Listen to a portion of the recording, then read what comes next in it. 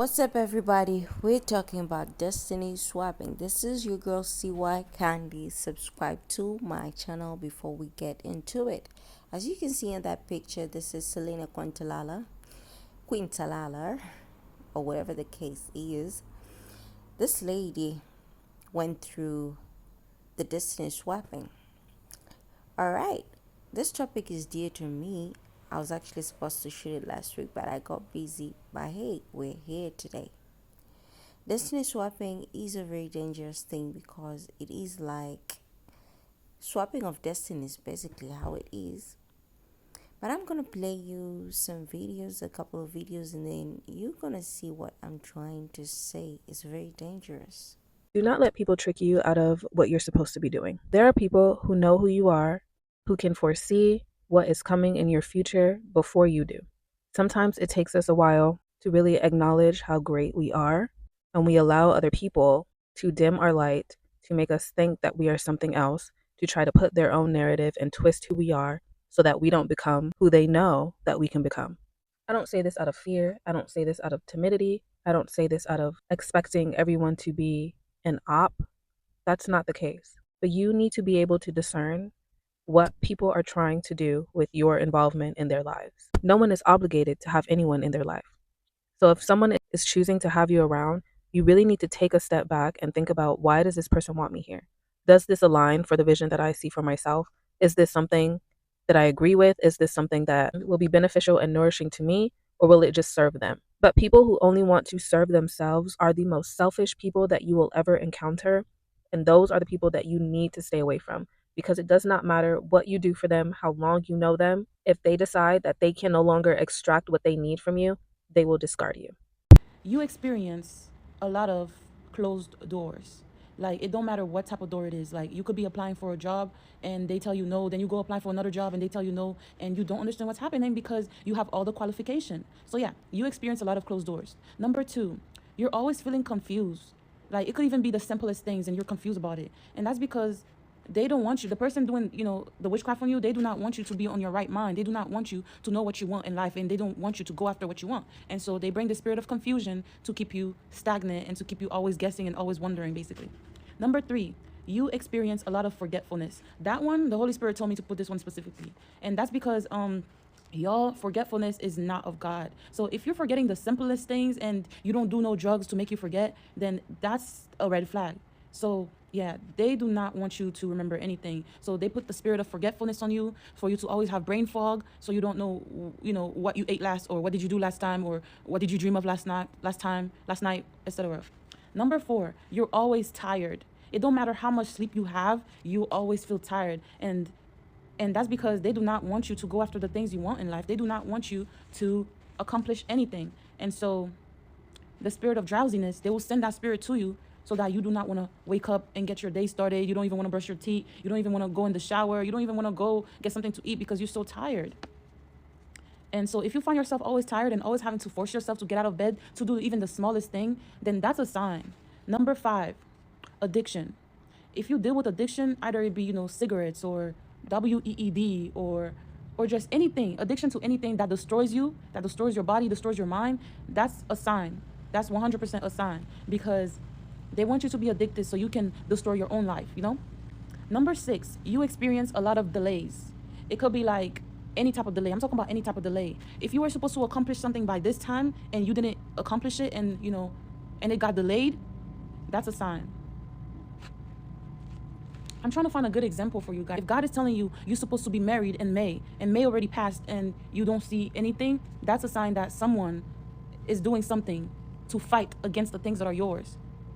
So that's a sign. Number seven, you face a lot of rejection. Either like, and when I say rejection, y'all, I'm not talking about just rejection from, jobs and stuff like that. I'm talking about rejection as in like relationships as well. Like, if nobody likes you, if you're pretty, you're beautiful, right? But everybody, rejects you and they say that they don't want to be with you and stuff. Or if strangers look at you and, they just treat you wrong, they just so mean to you for no reason. That is because, yeah, the people who are doing that thing to you, who are doing the witchcraft on you, they have covered your glory, and if you're always getting rejected left and right, no matter how beautiful you are or no matter how much requirements you meet, if you're always getting rejected, it's because that they have covered your glory. When your glory is covered, When people look at you, they don't see you for who you are. People who do witchcraft on you will put like this veil over your glory. They'll put this veil over your face. So when people look at you, they don't see you. They see this ugly face, or they see this old lady face, or they just see something that's so, that's bad. And so they reject you because of that, because your glory is covered, because they have put a veil over your face in the spirit realm. So yeah. I don't remember which number it is. Yeah, I don't remember which number. But number whatever. When you fast and pray against witchcraft, you dream of being in an old home, a home where you don't live in anymore. That is God showing you. That is God showing you that someone, I'm not going to say someone from that home or from that town, is doing witchcraft on you, because I'm taking it a little too far, but that is God showing you that there is witchcraft being done to you. Because if you don't live in a home anymore, but you keep seeing yourself in that house every time you fast and every time you pray against witchcraft, then God is trying to tell you that there is witchcraft being done to you, either from someone in that house, or the foundation of that witchcraft started or is going on in that house. If you're always dreaming of someone sleeping with you, aka spirit spouse, so if you're a man, right, and you dream that a woman always comes and sleep with you, or if you're a woman, you dream that a man always comes and sleep with you, that is a spirit spouse. That means that someone, whoever who is stealing your glory and stuff like that, who is, stealing your destiny, that person has sacrificed you to a demon, and that demon is who is coming to sleep with you to take away your blessing. Because think about it, every time you sleep with a spirit spouse, right, the next day, if you had an opportunity coming up, that opportunity will just vanish, because that spirit spouse is sleeping with you to take away your blessing. And that blessing is going to the other person, the one who is stealing your destiny. So they made a covenant with that demon. They made a covenant with that spirit to come and sleep with you so you can, have nothing.